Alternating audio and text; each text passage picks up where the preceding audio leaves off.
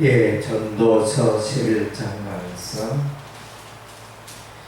전체적으로 이제 하나님의 통치와 하나님의 주권에 대해서 말씀해 주고 있습니다. 사람은 이 땅에 태어난 것이 하나님의 생명의 역사입니다. 하나님이 생명을 주셨기 때문에 사람이 이 땅에 태어나는 것입니다. 사람이 인생을 살아갈 때도 하나님의 그 역사를 경험할 수밖에 없습니다. 하나님의 역사, 하나님의 뜻대로 살아가는 자는 이제 복을 받지만은 하나님의 그 역사를 거슬러 행하는 자는 마침내 무너지고 망하게 될 것입니다. 그리고 이제 우리 인생의 결말에는 우리 하나님 앞에서 우리가 이제 우리의 삶을 회개할 때가 있다면 심판의 날이 있다는 것입니다.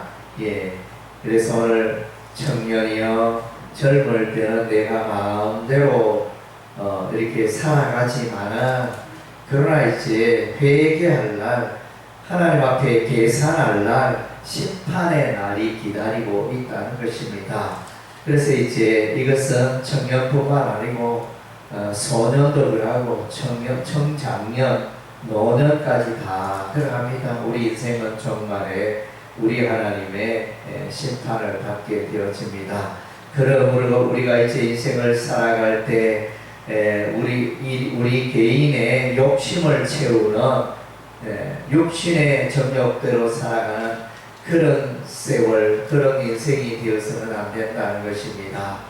하나님의 뜻을 이루어가고 하나님을 기쁘게 하는 그런 이제 인생의 날들이 되어야 한다는 것입니다. 1절에 보니까 너는 내 떡을 물 위에 던지라. 여러 날 후에 도로 찾으리라. 7에게나 8에게 나눠 줄지어다. 무슨 재앙이 땅에 말하니 내가 알지 못함이니라. 그래서 떡을 이웃에게 나누어 주어서 이웃을 복되게 하라. 왜냐하면 이제 사람에게 재앙이 혼령이 임하여 그 가진 소유도 다 이제 의미가 없는 때가 오기 때문에 7이나 8에게 나눠줄지어다. 그래서 우리가 인생을 살아가면서 열심히 일하여 재물을 모읍니다. 그 재물을 모아서 써야 합니다. 일단은 기본적으로 자기를 위해서 쓰겠죠. 이 많은 물질이 있다면 그 물질을 가지고 하나님의 뜻을 이루고 선한 일을 하고 그렇게 살아가야 하는 것입니다. 그것이 재물의 쓰임이나 용도가 되어집니다. 잠언 말씀에 보면 재물은 독수리같이 날아가다 그랬습니다. 많은 재물들이 내게 있었지만 어느 날 재앙으로 말미암아, 부도로 말미암아 홀연히 사라질 수 있는 것이 돈이고 재앙이라는 것입니다. 있을 때에 우리가 선한 일에, 귀한 일에, 가치 있는 일에, 우리 하나님 기뻐하는 일에 우리가 그것을 사용해야 한다는 것입니다. 그래서 인생은 다 원인이 있으면 결과가 있습니다. 구름에 비가 가득하면 땅에 쏟아지며 여름날에 구름이 몰려오면 소나기가 내립니다. 태풍의 바람이 불면 비와 바람을 몰고 옵니다. 나무가 쓰러지면 쓰러진 그대로 남쪽으로 쓰러지면 남쪽으로 있고 북으로 쓰러지면 북쪽으로 있고 그대로 쓰러진 방향으로 있다는 것입니다. 풍세를 살펴보는 자는 파종하지 못할 것이요 구름만 바라보는 거두지 못하리라. 그래서 이제 인생을 살 때 심지 아니하고 뿌리지 아니하고 수고를 할 때 마침내 거둘 게 없다는 것입니다. 그래서 이제 우리가 인생을 살아가되 이제 소망을 가지고 지금은 힘들고 어렵고 지금은 부러움이 가득하고 지금은 또 이제 바람이 세게 불지만 그러나 이제 뿌릴 때 뿌려야 하고 또 거둘 때 이런 일들이 있어야 되는 것입니다. 원인이 있어야 결과가 있다는 것입니다. 사람이 아무것도 하지 않으면 아무것도 거두는 게 없는 것이 이제 심은 대로 거두고 한다는 심은 대로 거두는 그 하나님의 원리가 되어집니다. 5절에 바람의 길이여 땅과 이벤 사이의 태에서 뼈가 어떻게 자라는지를 내가 알지 못한 같이 만사를 성취하시는 하나님이 이를 내가 알지 못하느니라.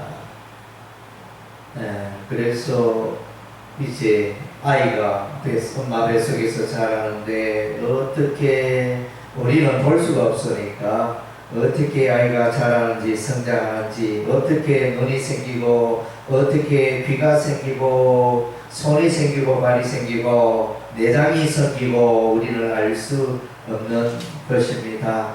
또 바람이 어디로 부는지 어디로 가는지 우리가 잘 알지 못하는 같이 하나님의 그 역사, 만사를 성취하시는 하나님의 그 역사심을 우리가 알지 못하는 것입니다. 그래서 이제 우리 인생은 하나님의 그 섭리 가운데 하나님의 통치와 다스림 가운데 살아가는 존재라는 것입니다.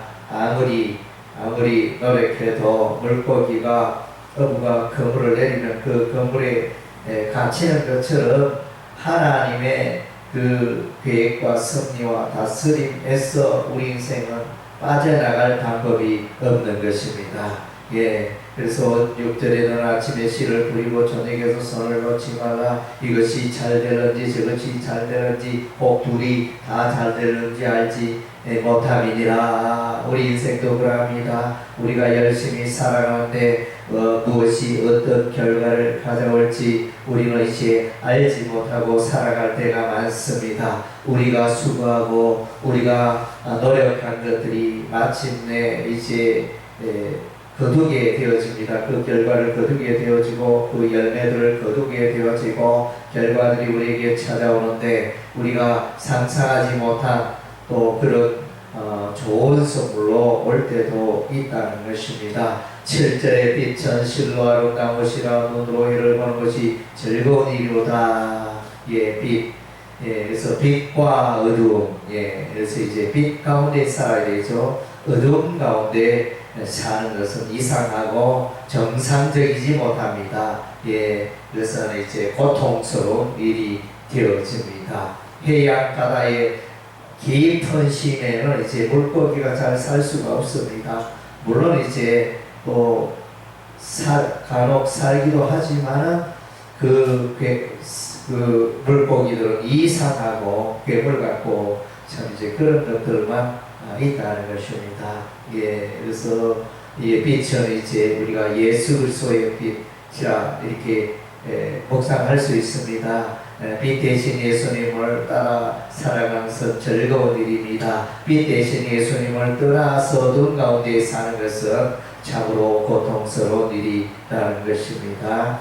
8절에 사람이 열애를 살며 항상 즐거워할지로다. 그러나 깜깜한 날들이 마늘이 그 날들을 생각할지로다. 다가올 일은 다 헛되도다. 그래서 우리가 인생을 살아가며 즐거운 날도 있고 또 고통의 날도 있고 슬픔의 날도 있다는 것입니다. 인생 만사가 다 그러합니다. 그러한 중에 이제 빛 대신 예수님과 더불어 살아갈 이 모든 고난과 역경을 이길 수가 있는 것입니다. 예수 믿는 자는 아무 고난이 없는 것이 아니고 예수 믿는 자에게나 예수 믿지 않는 자에게나 고난이 재앙이 다가오지만 그러나 이제 예수 믿는 자는 빛 가운데 가는 자는 그러한 어려움들을 넉넉히 이기고 또 승리하게 되는 것입니다. 그래서 우리 인생은 하나님의 은혜로 이 땅으로 왔다가 하나님 은혜 가운데 이 땅에 살다가 하나님 은혜 가운데 또 이 세상을 떠나게 되고 하나님께 계산하는 심판의 날에 우리가 서게 된다는 것입니다. 우리가 인생을 살면서 이 원리를 잊지 말아야 할 것입니다. 하나님의 주권과 통치 가운데 여러분의 삶을 또 즐겁게 드리는 여러분의 삶이 되시기를 바랍니다. 예, 기도하겠습니다.